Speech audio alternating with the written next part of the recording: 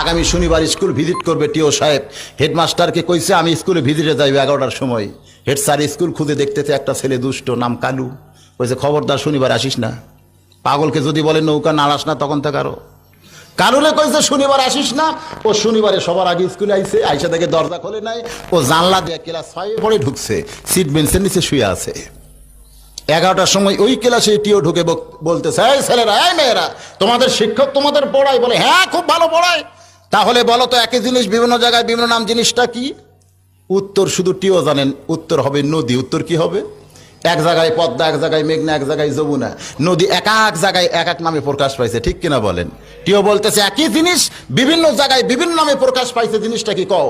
1 role পারে না, 2 role পারে না, 3 রোল পারে না, কেউ যখন পারতেছে না, হেড স্যার পিছন দিক থেকে চিন্তা করে, এই প্রশ্ন তো আমি জীবনে শুনি নাই, আর আমার ছাত্ররা কোত্থেকে উত্তর দেয়? কেউ যখন পারতেছে না, সিট বেঞ্চের নিচের কালু ওখান থেকে মাথা বের করে বলতেছে আমি পারবো স্যার। হেড স্যার কয় সর্বনাশ, যে বেটা লেখাপড়াই করে না, শুধু পাগলামি করে, ও কেমনে পারবে? আমার ভালো ছাত্র ছাত্রী যেখানে পারতেছে না, ও কেমনে পারে? ওরে নিষেধ করছিলাম, আইলো কেন রে? টিও বলতেছে এই বাবা, তুমি যদি পারো তো নিচে কেন, বের হও বের হও। চাইরা চুলে বের হয়েছে। টিও বলতেছে বলো তো বাবা, একই জিনিস বিভিন্ন জায়গায় বিভিন্ন নাম, জিনিসটা কি? বলে খুব সহজ স্যার। হেড স্যার কয় সহজ? কেউ পারতেছে না, বেটা কয় সহজ। টিও বলতেছে সহজ, তাহলে বলো। কালু বলতেছে এটা হলো মাথার চুল। টিও চমকে উঠছে, সর্বনাশ, আমি জানি নদী, আর এই বেটা কয় চুল।